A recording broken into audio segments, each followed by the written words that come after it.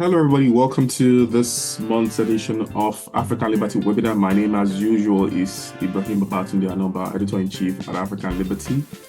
And this month, first of all, it's holiday season, so happy holidays to everybody if you're watching this in December of 2024.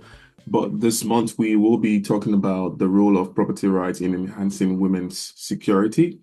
And we should have with us three fantastic guests, but two of them are here right now. So we're still expecting the third person. The first person we have with us is Evelyn Nyadwera. She is a professor of economics at Pennsylvania State University DuBois and a non-resident fellow at the Center for Global Development in Washington, D.C. Research focus on international economics, technological change, and international development. She has published in leading journals, including the World Economy, International Labor Review, Journal of Economic Issues, and Feminist Economics. Professor Nyadwera, please welcome. Thank you. And also we have with us Esther Tawia, who is the founder and executive director of Gender Center for Empowering Development in Ghana. She holds a master's in international politics from the University of Manchester in the United Kingdom. Over the last decade, Esther has worked to expand civic participation and gender equality in Ghana and across Africa. She founded the West Africa Young Women Political Leadership School, which operates in several countries, including Nigeria and Ghana. I work at the Gender Center for Empowering Development and the Women's Political Rights Award in Africa, the celebration of the Maputo Protocol's 20th anniversary in 2023. And the last guest we have that should be joining us in a moment is Abena Dioduro, who is an associate professor in the Department of Economics at the University of Ghana as well. Our current research focuses on women's economic empowerment, gender and trade policy, employment security, poverty, inequality, and vulnerability analysis. She has published works on gender responsive budgeting, intimate partner violence, gender and asset ownership, and she's widely published as well. So welcome to each of you. It's a sensitive topic that we're discussing here, and which is the reason why we want to, have the best people help us decipher it. And I just want to first start. I think even though our audience is very young, considering many of them are journalists and public policy analysts, they are well familiar with the debate or the conversation about gender violence or the different policies across Africa to so-called empower women. And I just want to get a sense from each of you, what do you think has been the biggest barrier to these numerous policies not reflecting the result intended? In other words, why are we still talking about the lack of property rights for women after like decades of different women initiatives, even in countries like yours, like Ghana and yourself, Prof. So what are the major barriers to the progress that we envisage? Do you want to start with Esther Tawia, then we go to Prof. Okay, thank you very much for having me, and good day to our viewership.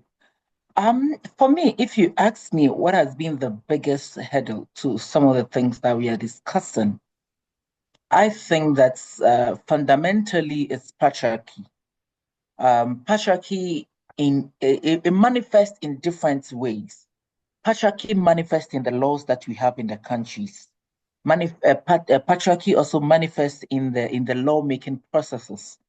In most of our countries in sub-Saharan Africa, you see that we do not have the number of women in parliament to spearhead some of the decisions that needs to be made. It's not there. Our parliament in sub-Saharan Africa, again, is also not gender sensitive. Our government in sub-Saharan Africa is also not gender sensitive in terms of implementing its own commitment that they have made. Why do I say this? If you come to sub-Saharan Africa, you see that we have a lot of protocols, a lot of policies. If you take the African Charter on human and people's rights, and then you take the extension of it, which is the Maputo Protocol, it gives extensive what our member states needs to do to advance the cause of women. If you look at ECOWAS at the regional level. ECOWAS supplementary budget protocol on good governance, human rights, democracy, also speak extensively on gender equality. But what do we see in our parliament? What do we see our government do? Now, beyond these regional bodies, our governments have also signed on to international bodies like the United Nations, of which Ghana has signed so many treaties, protocol, conventions that needs to be implemented. And if you understand the issue of protocols and treaty, when a president goes to sign, he brings it to the country for parliament to ratify it. The moment parliament ratifies it, it becomes a local law. It needs to be domesticated. But we've seen that in most of our countries, domestication is an issue, implementation is an issue. Now, you also go on to bodies like the Commonwealth, which also has a bit of gender issues and gender commitment. So if you look at the Commonwealth gender-sensitive budgeting principles, it says that all member states of Commonwealth needs to have at least 15% of their national budget addressing gender issues. So with the issue of patriarchy and our government not really walking the talk and also not looking at some of the structural changes in the laws that needs to happen is our biggest challenge. And so you have a parliament that doesn't see the need to discuss spousal bill. We are in Ghana. We've had this thing in parliament for years, and we resend it to each parliament, and the current parliament is going to rise without passing the new spousal bill that was sent, because it's of no importance to them. These are men, and patriarchy, they enjoy the power that they will, so why would they want to say that a woman can do 50% when you divorce a woman? Why would you think they would want to say cohabitation? If I cohabit with a woman and I want to leave her, I need to compensate her. To them, these are things that affect them. And so they are not interested because they have the numbers, So for me, I think even though the campaign has been ongoing, and as a practitioner, we've been working extensively and all that, we are not seeing it. And also the last one I would want to add on is the religious bodies. Our religious bodies sometimes misinterpret the scriptures. And so it makes it look, and also our African adages. In Ghana, there's an adage that says that if a woman buys a gun, it resides in the bosom of the man. So it means that you are a woman, you can work your money, have money, buy a gun, but you are not qualified enough to hold a gun. It's the man that is qualified to hold. So all these things coupled with how we see the implementation of issues, policies, laws, and programs in our country, obviously makes it extremely difficult for us to achieve. And so that is why, for us, we look at this from a different perspective. We understand that patriarchy is a behavioral thing that you would need to work a lot more. And so as a practitioner, when I'm working, I'm not only looking at the problems, but I'm looking at how can I generate policy ideas from these conversations? How can I initiate things, okay? And all that, so that I could be able to push back some of the effects that comes on us. So the constitutional solution is really expansive. I'm going to come to that in a bit, but I think you've identified patriarchy, lack of implementation and domestication of policies, and the problem caused by religious bodies. And I think those three speak to each other. But I'm going to come back to you with this when we talk about solutions. But I think Professor Duro is now here. If you can hear us, we can't see you, so it would be great if you can join us fully, Prof. We're talking about what do you think are the biggest barriers to the successes of this different initiative to empower women in Africa? But I'm going to come to you, Prof. Now, Prof. Nyadwera, do you agree with all that Esther mentioned, or are there any things you want to omit or add to that? Absolutely, 100% agree with that.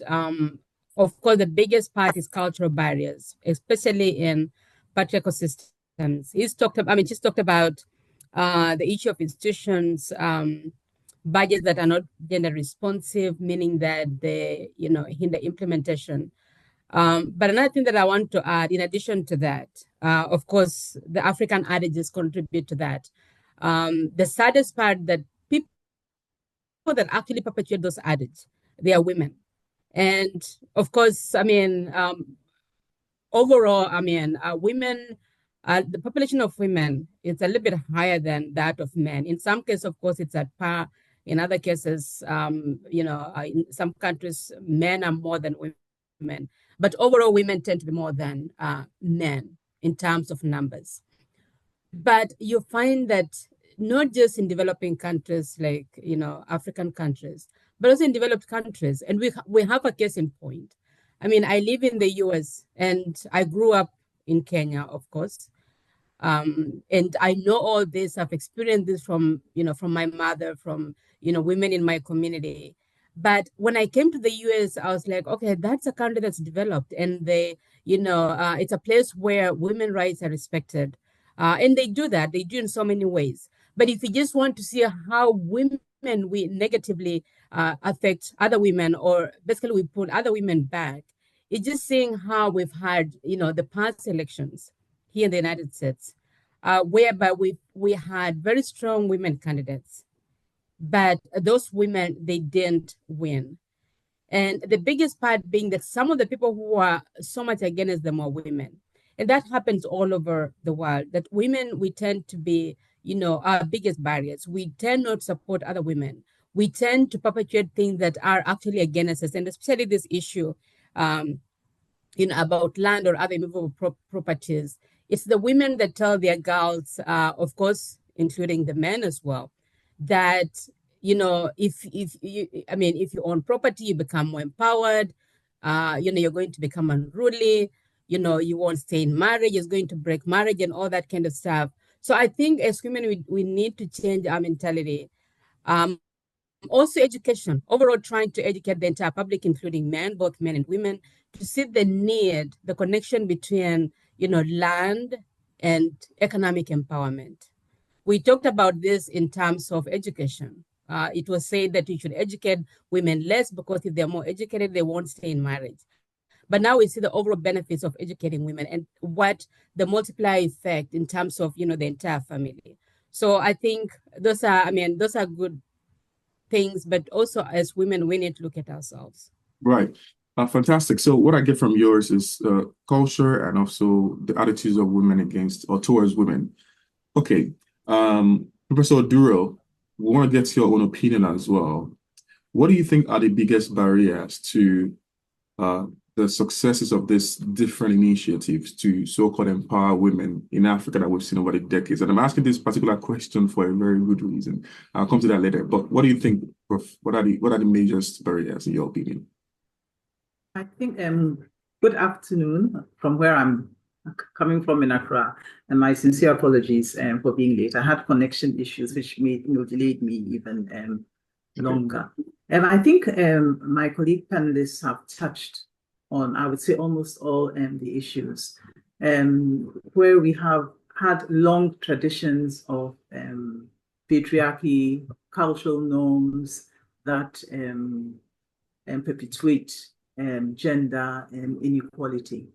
And until we can get around that, then we are going to have difficulty in domesticating all the several treaties that we have signed. The Maputo Protocol, for example, is an African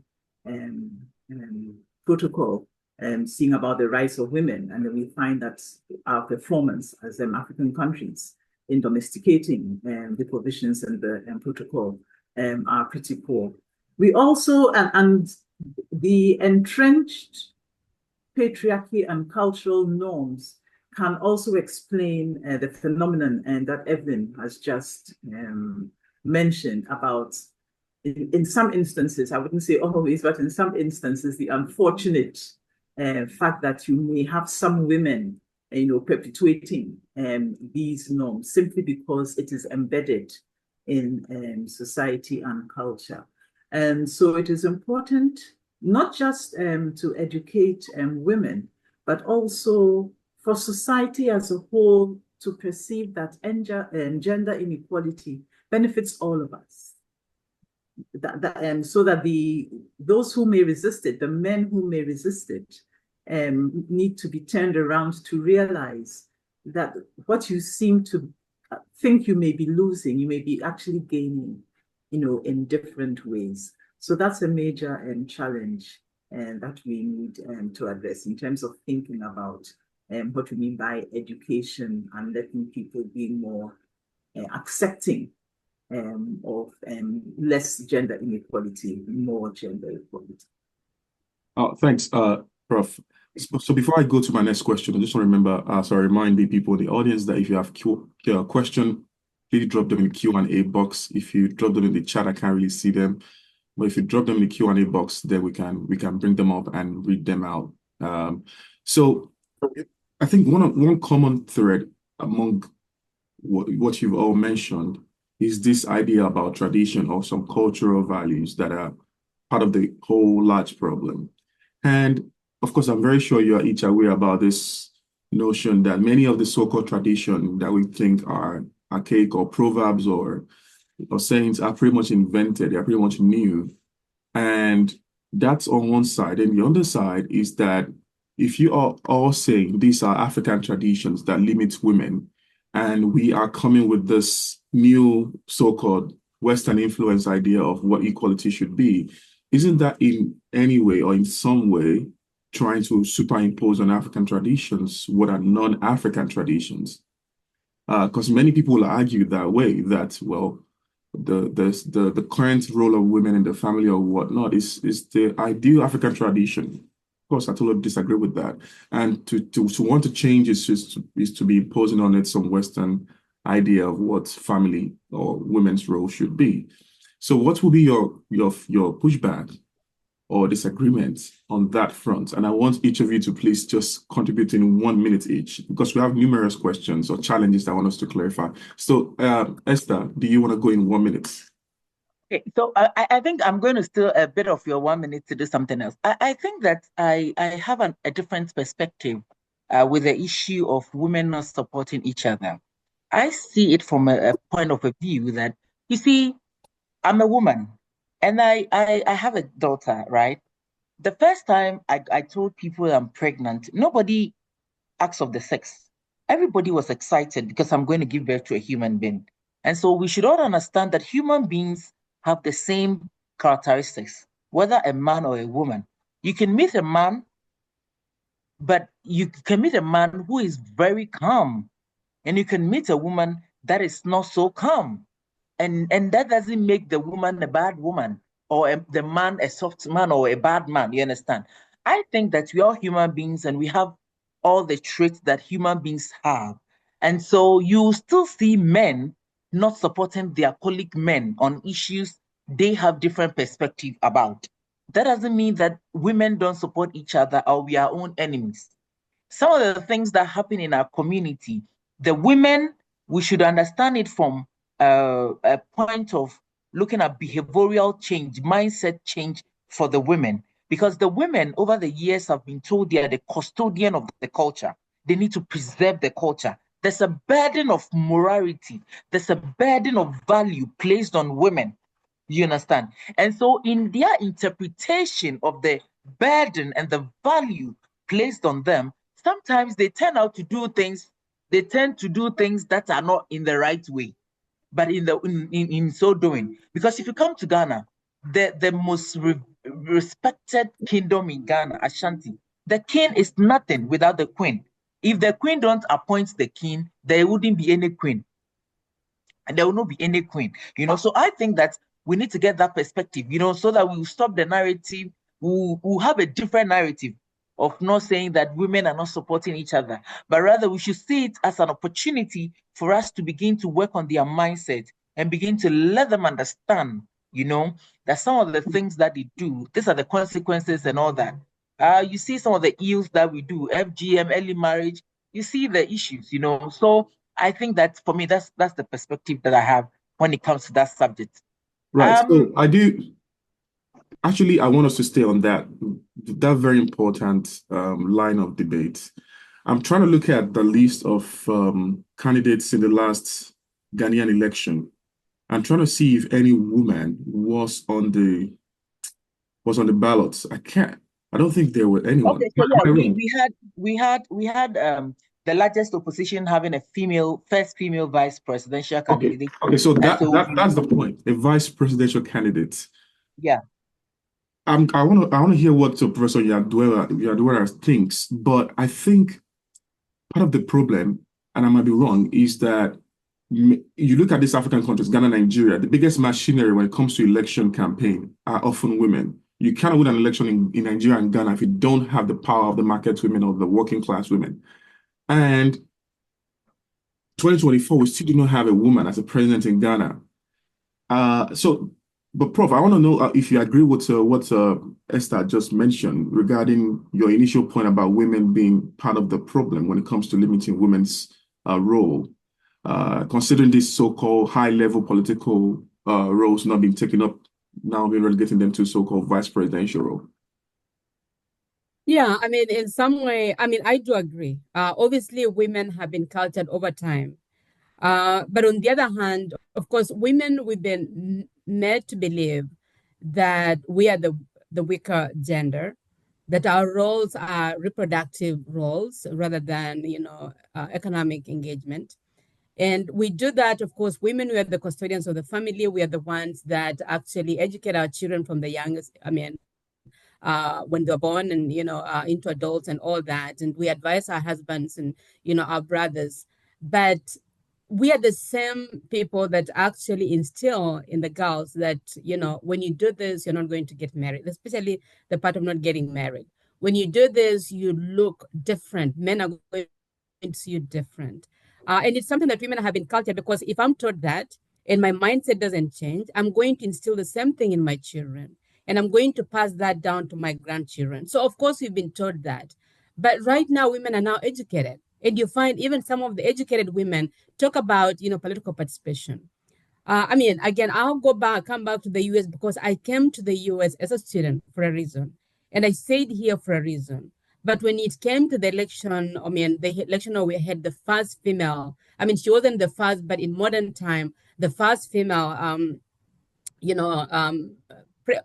president or vying for the presidency seat, women were the one that were against. I had conversations with my, with my friends, American friends. I had conversations in the public arena, with women, and most of them were talking negative about this female candidate, and yet she was the most qualified. So we tend to be,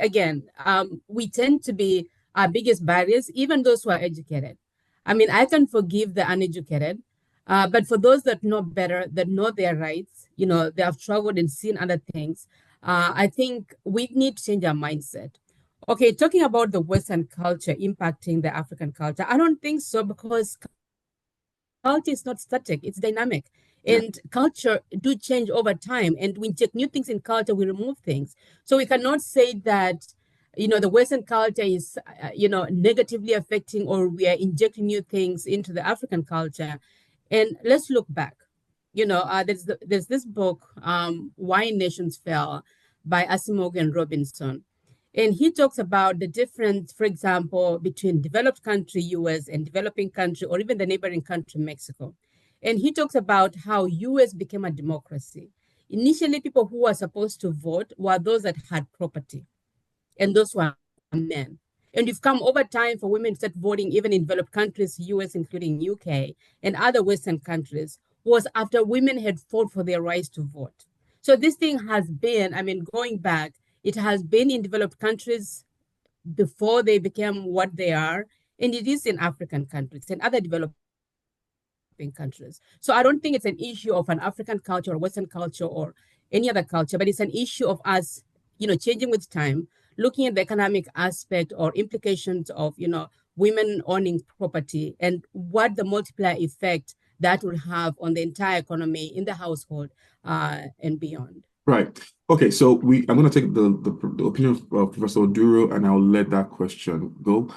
Prof, the question is: do you agree with the notion that women often limits women's ascendancy in politics and generally? Well, if I come to the Ghanaian context, I wouldn't necessarily agree with that. We have women's groups that are supporting women, especially at the district level, to stand for district level elections. We also have organizations supporting women to stand for parliament. So I think in the case of Ghana, it is a mixed bag. I wouldn't say that there is an anathema towards women standing for positions, because as my colleague from Ghana said, within our traditional settings, with the role of the Queen Mother, that's a leadership position.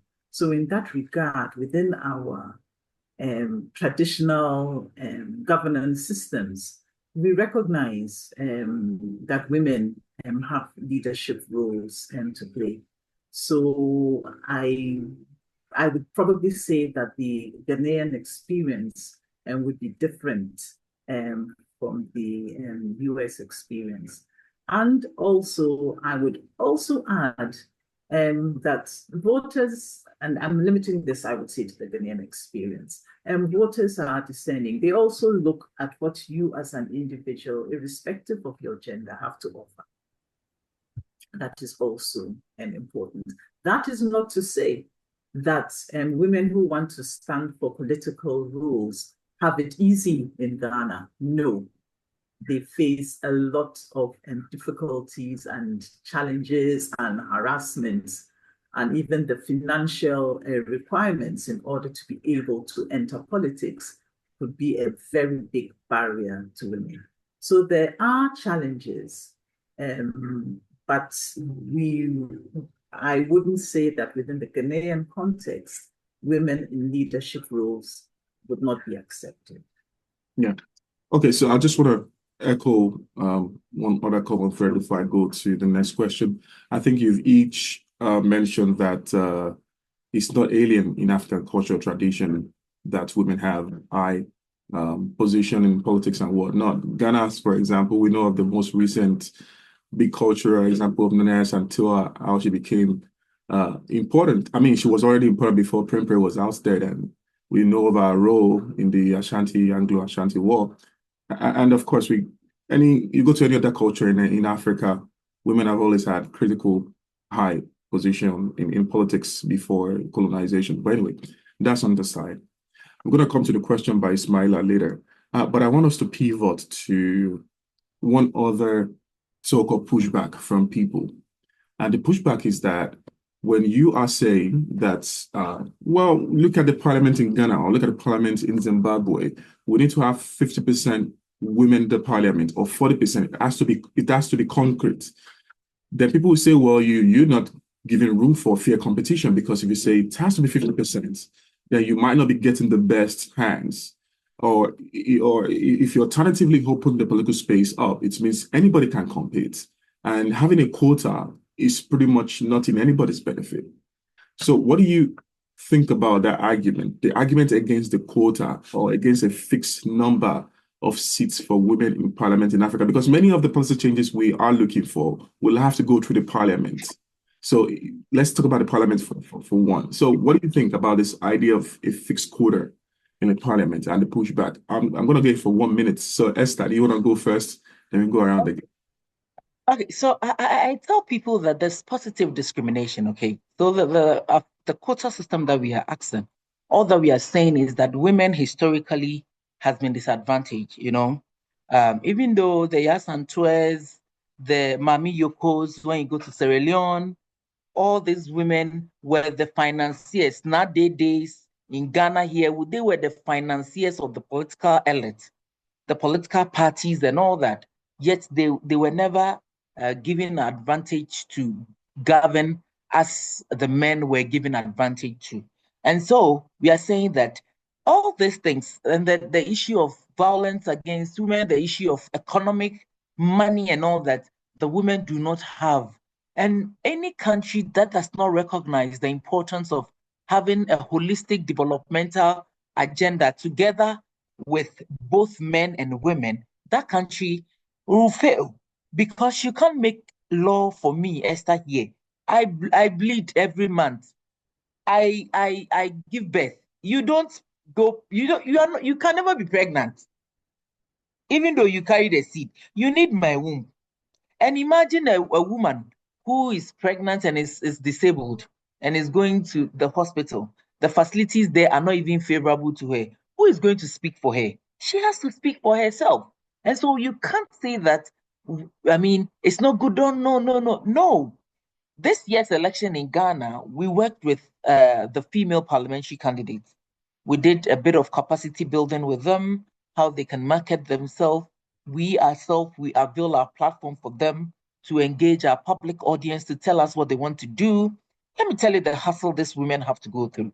When they were going through the political party primary, there's something in Ghana called the delegate system.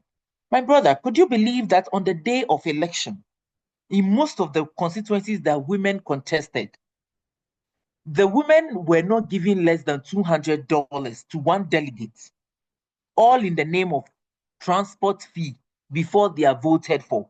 So imagine, these women do not have the capacity. And so the men don't stress. The men have the money. Even if you go to the bank and you are going for a loan as a woman, they are asking you, even opening a bank account, they are asking you, are you married? And I fight them at the bank all the time. I say, what has my marital status got to do with my financial independence or financial freedom? So these women do not even have the money to contest. And in everybody in Ghana, we have written about it. We've done extensive talk about it. And the Center for Democratic Governance in Ghana has also done a broader one, which involves even the men. Right. And to even to win internal political party primaries, the men themselves are crying. One member of parliament said he used over 250,000 US dollars. Where are the women going to get this money from? The men, when you ask them, they will tell you, oh, they're able to fundraise because people believe that, oh, the men can help them get deals and all that. And so with all these circumstances, in this election, in their political party primary, you find out that the ruling party, New Patriotic Party, there are a lot of female candidates who were beaten. Some of them were beaten physically. Some of them went through emotional torture. The money issue is all of them, Right. And some of them have to say, I'm not contesting again. Enough of it. They were dragged. These are women who just want to contest. And so the enabling environment is not favorable to women. And so if you are very a lover of democracy, first of all, because one of the key principles, democratic principles, is inclusivity. And so if you're a lover of democracy, you should be more concerned about inclusivity more than any other person. Right. You understand? So we'll leave it at that. So the question of inclusivity and this quota, what do you think, Professor Nyadwera? I think, again, Esther seems to have summarized many of these things, and I agree with that. But I just want to add a few things. So the quota system is important because for various reasons. One, women, we start off disadvantaged. Whenever I want to make a decision as a woman, I have to calculate so many things. I have to think, especially for married women. Even for unmarried women, you are calculating so many things because, women want to get married, they want to have a family, and so on. And you want to look different. You want to look acceptable in the society. So I have to think about what will my husband think. I have to think about what will my in-laws think and so on.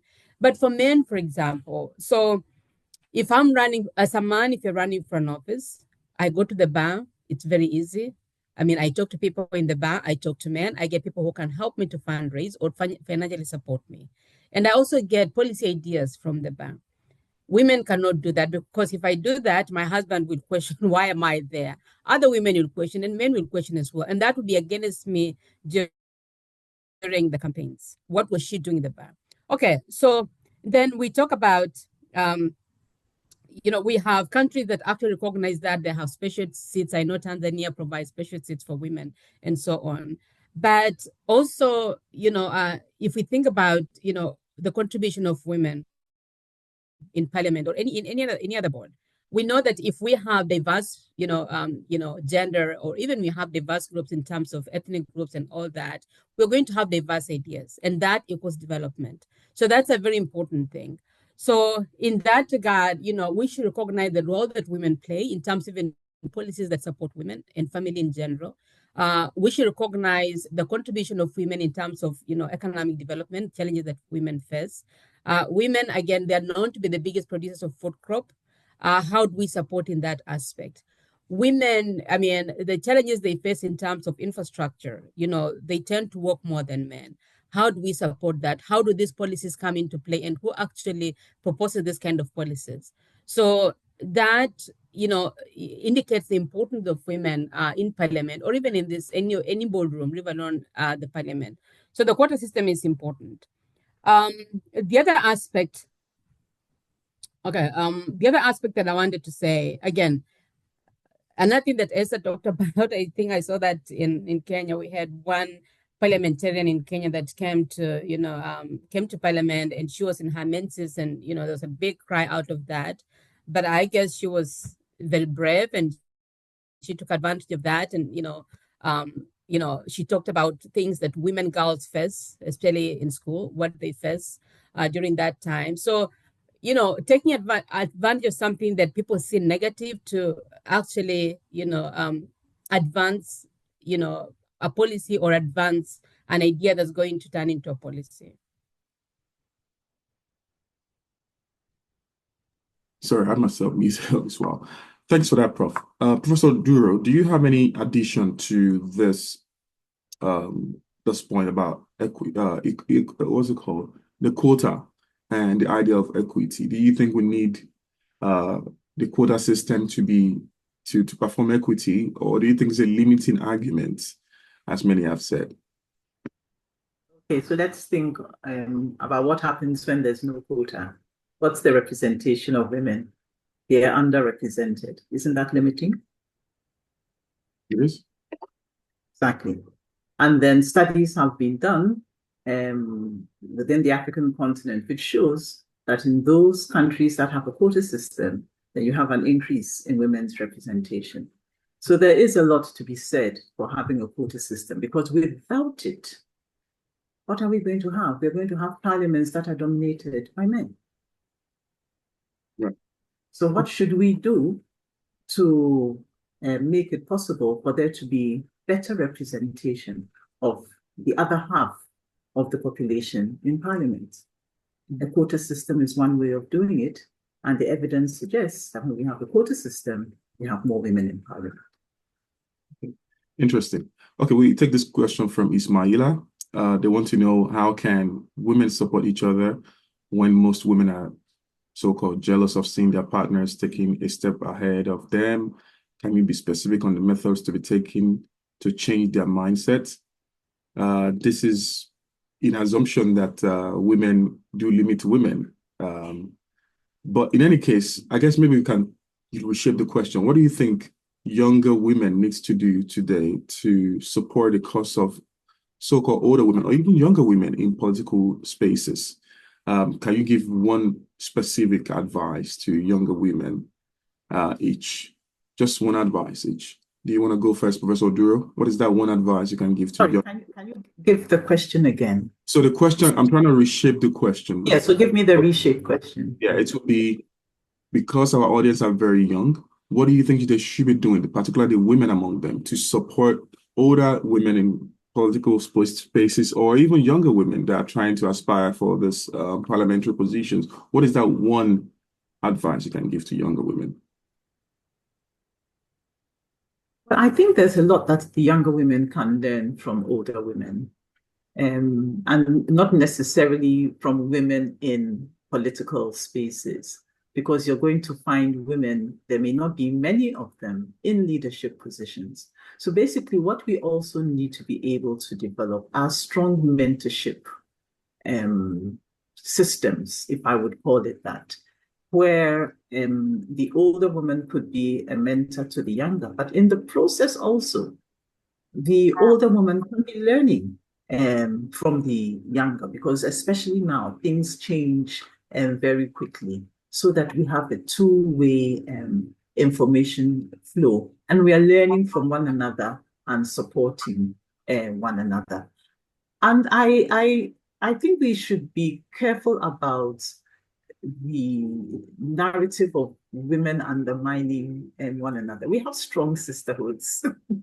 I mean, it is true that, we see that the female genital mutilation may be done by other women and all that sort of thing. Okay, there's that. But there are strong sisterhoods. And I don't necessarily think that women as a group are peculiar in terms of maybe undermining other women. Men do it too. So as my colleague Esther said, we are human beings and we have, the same, should I say, characteristics, etc.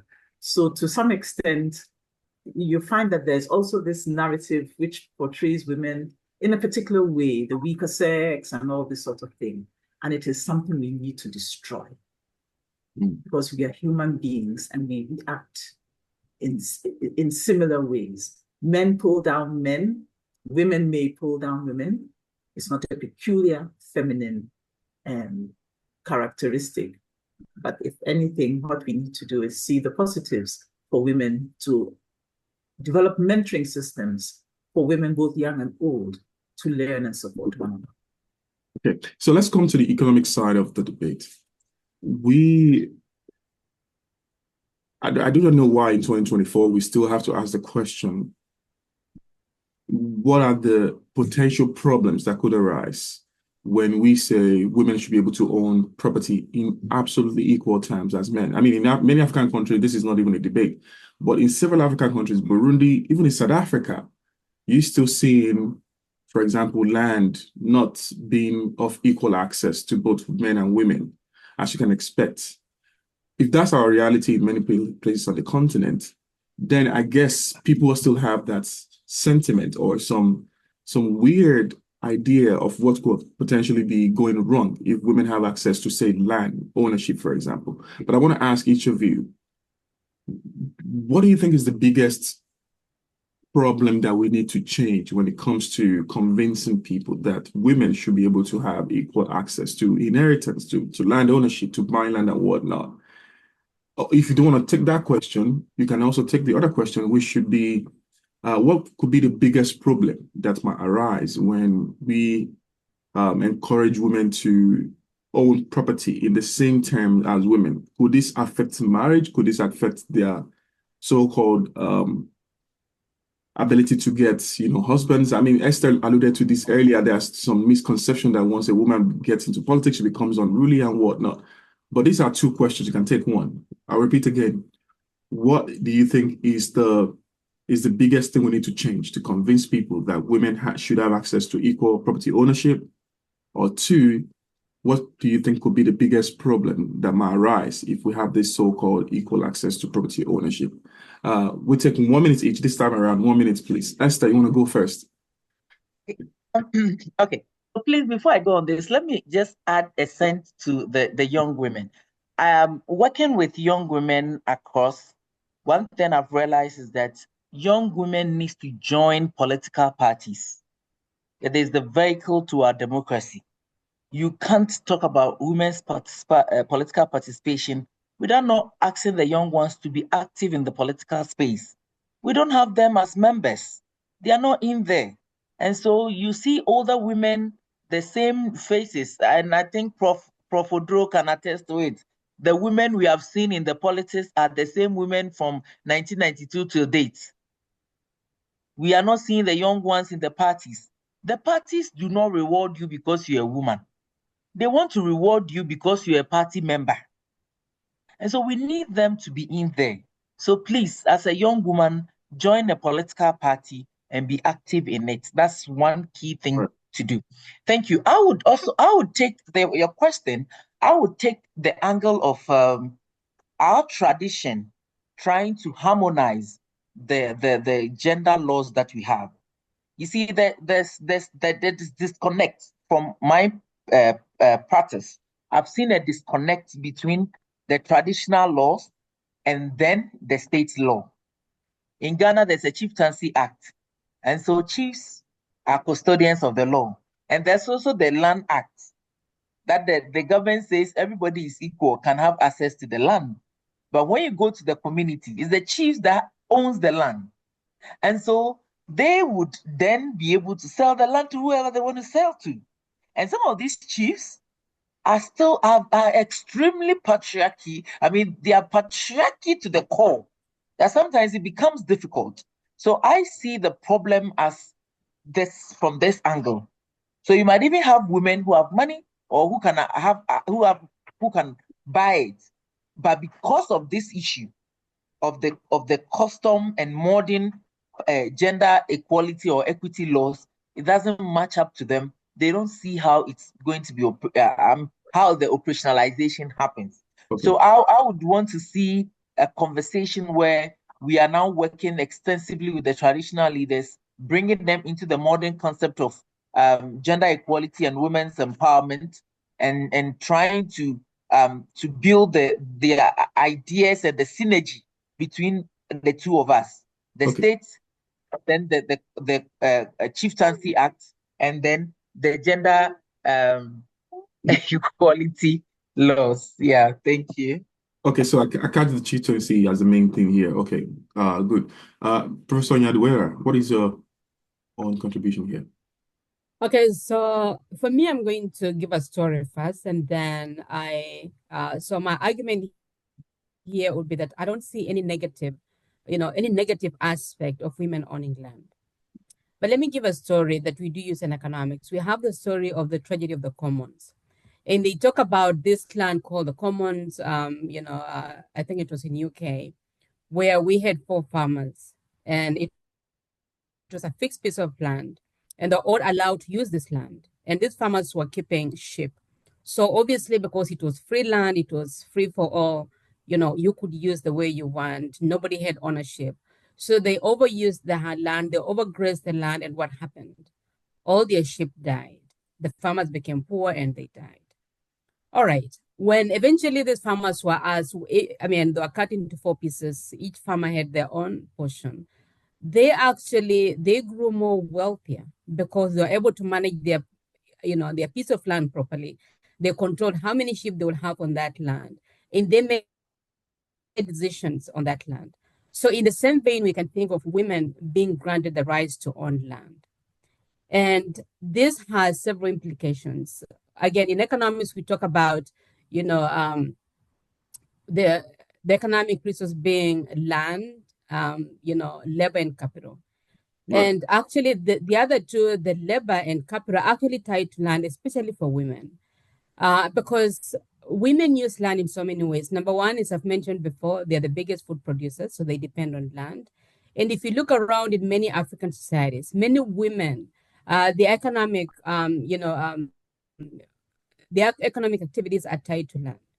And therefore, land is very important to them. So in that regard, when women they have the rights to own land, to access and own land, then we have so many things that are going to come about. You're going to have the investment incentives, meaning that they can decide on how to use this land, invest, not only for food crops to use in the home, but others for sale.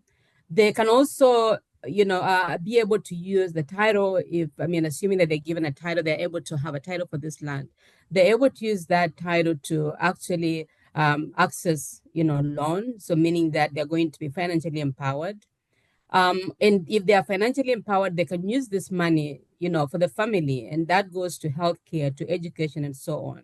Right. They are also going to be able to be empowered in terms of, we know, again, as I mentioned before, earlier, in the US, people that had property were allowed to vote. So meaning that land as a resource or wealth is going to empower women in terms of having, having a say in the decisions that take place in the household. So they're going to sit at the decision table in the house. They're also going to participate in political discourse. So in that regard, you have, again, the multiplier effect that comes as a result of that. They're able to decide, make decisions in terms of, having safe sex in the home. Because before then, if I think about my mother's, generation, if she would have some difference in her marital home and go to her parents' home, she would be sent back because she doesn't have a place to go to. So that means that you have to take anything that comes, anything that your husband says or anything that happens, wherever in the home or the community or the clan where you're married to. So this has several implications for women, for girls, and even, I mean, let's not forget, women give birth to boys, right?